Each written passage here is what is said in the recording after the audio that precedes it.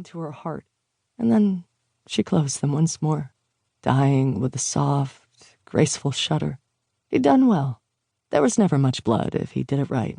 He'd botched it once and had to take a shower before he left, but this time it was very neat, very fast. An artistic job. The water was still running into the sink, overflowing the old kettle, the sound mixing with the steady drone of the heavy rain. He reached past her crumpled body to turn the tap off, then stopped. He would leave it.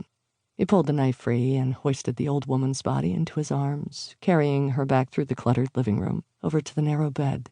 He set her down, arranging her carefully, her hands together in a prayerful attitude, covering the neat wound. She lay there like a repentant effigy from a 15th century tomb, her faded, too observant eyes shut forever. He took off her shoes and stockings, placing them neatly beside the bed, and stared down at her for a long, thoughtful moment. He bent down and kissed her on the mouth. It opened slackly beneath his, and he took his time. When he pulled back, he closed her lips, slid the knife into the special pouch inside his loose trousers, and walked out the door, turning up his collar against the heavy rain that would greet him when he walked out into the street. There was a gentle, dreamy smile on his handsome face. He had done well.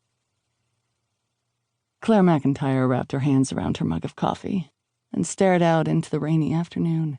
The heavy ceramic was warm and hard beneath her hands, and she looked down to see that she was clenching it, her knuckles white with strain. She removed her hands carefully, dropping them into her lap, keeping them loose, keeping herself from clutching them together. Rain made her tense. The thought of Marc driving back to Paris with Nicole in tow made her want to scream with anxiety. Instead, she sat in the old kitchen of Marc's mammoth apartment and drank too much coffee.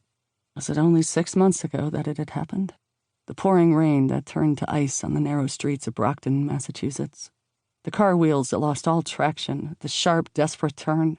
She could still feel twinges from the whiplash that had twisted her neck muscles. Could the child feel anything at all? As usual, she'd been fighting with Brian. She'd known better than to fall in love with a married man, but that knowledge hadn't helped her. For 18 months, they fought, culminating in that last fight as Brian drove too fast through the icy streets of Brockton. Claire shuddered, taking a sip of the steaming coffee.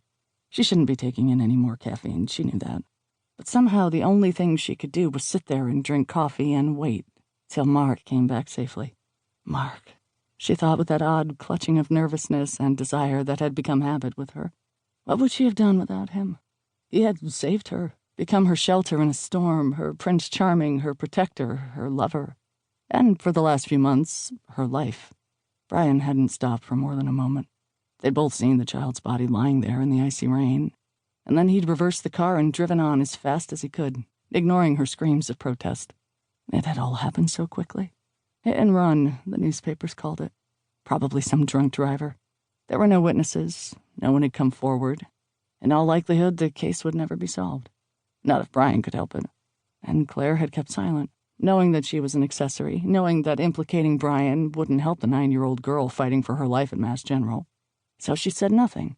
She'd broken off with Brian, holed up in her apartment, and turned off her telephone, waiting for the child to die, knowing that if that happened, she would have to go to the police. But when the newspapers reported that the child's 6-week coma ended not in death, but in a murmured word of recognition, Claire had given in to her friend Joyce's suspicious demands, given up her guilt-plagued vigil, and gone with her to a party in Boston. She'd had every intention of leaving early.